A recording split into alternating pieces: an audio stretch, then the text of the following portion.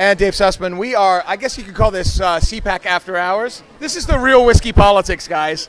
Got famous artists here, renowned artists, Michael Ramirez and John Hinderaker from the Center for the American Experiments and Powerline.com. Okay, thanks. How you guys doing? You guys having fun? We're doing great. I mean, this is the best part of CPAC, really. Meeting one of my heroes, hanging out with my friends. This is what CPAC's all about. I'm just a friend. I'm not a hero. No, you're my hero as well. Okay. We're having a great time. I spent most of the day in the hub, manning our booth. Center of the American Experiment has got a booth. I think we're the only, or one of maybe a couple, state-based policy organizations who do have booths in the hub. So I spend most of the day there. It's a lot of fun talking to people who come around, telling them about my organization, talking to people from around the country. It's great. Yeah. And Dave, as you know, we're from LA, so we never get to meet people that don't want to kill us when we talk politics. So it's nice to be in friendly territory. Yeah, it certainly is. Okay, so you understand you took some questions this afternoon, yes. and so what is the general sense? I mean, I don't know if this is your first time at CPAC. You've been here before, right? I've been here before. Yeah, but many times, right? So what is the consensus right now with what's going on right now as far as where we are in 2019? Off year, we don't have an election this year, but there's a lot going on. What are you hearing? Well, you know, I think everybody's still looking at 2020, but this year it seems like we're talking about the underlying issues. In fact, John and I were just talking about this generational shift that's happening in America and the danger of conservatives not responding to it. And that's popular culture. I'll be talking about the liberal arts and the impact that it has generationally on our kids and how they believe. And because you have a foundation of this progressive brainwashing in education, accompanied by this popular culture that reinforces those ideas and a media that validates all three, you're having a shift. I always say, look, 10 years ago, you could never have a socialist run for president of the United States because these fundamental ideas, the constitutional issues, the things that Powerline blog is very good at cementing and promoting, these things are being lost. History is being taken out of its context. We're losing the fabric of America. And I think that's a concern here, at least for most of the people. A lot of your art is focused on that. And MichaelPRamirez.com, folks, you can check out his art. It's amazing. It really is. What are you hearing? Well, I think I agree with everything Michael says. And what I would add to that is that I think everything going on right now is in the context of this just crazed attack on President Trump. You know, the establishment is determined to destroy Trump, to destroy his administration, to negate his many accomplishments, and to drive him from office. And we're seeing this right now with Michael Cohen and this crazy testimony, you know, and the way it's being misrepresented in the news media. And I think that really supplies the backdrop to whenever people get together and start talking about politics in 2019. Yeah. You know, what I wonder is why didn't they have Michael Cohen just come in an orange jumpsuit with a pair of handcuffs on? I think that would have added to the testimony. I'll tell you something. I practiced law for 41 years. I was a litigator. I tried more than 100 jury cases. Harvard trained. I tried cases up to, you know, several $100 million in value. And when I see a guy like Michael Cohen, I see a witness that I would love to cross-examine.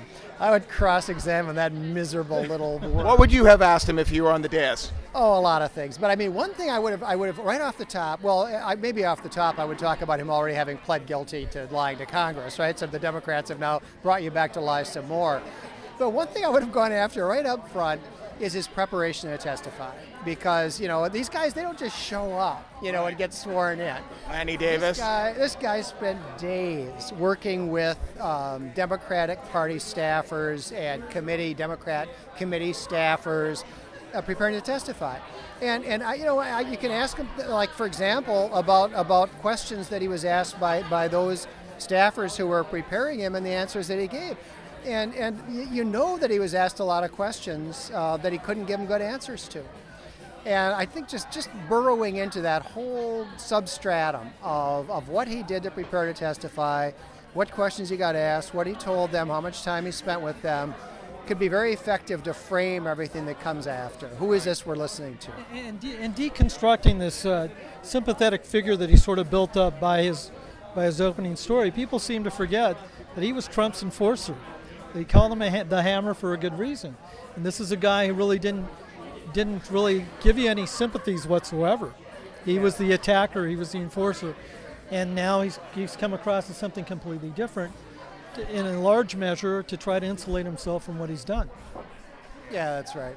And you know, he didn't have anything new to say. You know, there's nothing he testified to that was a surprise. The whole Stormy Daniels thing, I can't believe we're back to talking about Stormy Daniels. And I think part of the reason for that is because the Mueller report is coming soon, and everybody knows there's only one important thing in the Mueller report, and that is I searched high and low for evidence of collusion, and I couldn't find any. We talked about this last week. You just came on the show. Yeah. How do we know that? It's like it's out there, but how do we really know what's in the report right now? Well, because it's winding down, because we know what he's charged people with.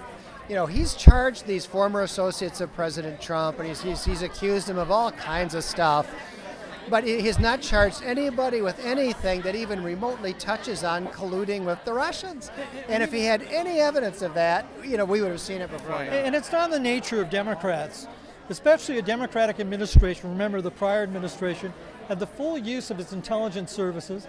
They went after, they used the IRS and the full force of the government to go after American citizens to take them out of the electoral cycle. These guys would use any device they could to uncover whatever they can. And there's no way, if they found something tangible, that they would be able to keep it from that election. It would have come out. If they would have found anything, it would have come out. Gotcha. Okay, first of all, I like the orange jumpsuit with Michael Cohen showing up at Senate for one of your cartoons. Yeah, that'll be Sunday's. That'll be Friday's cartoon. Fridays. Okay, so folks, you're going to look back on Friday on that one. Okay, let's shift to another issue here, because a few more minutes, real quickly. We've been in this vacuum of CPAC the last day or two, so there's a lot of news that we're not getting other than just chirps on our phone.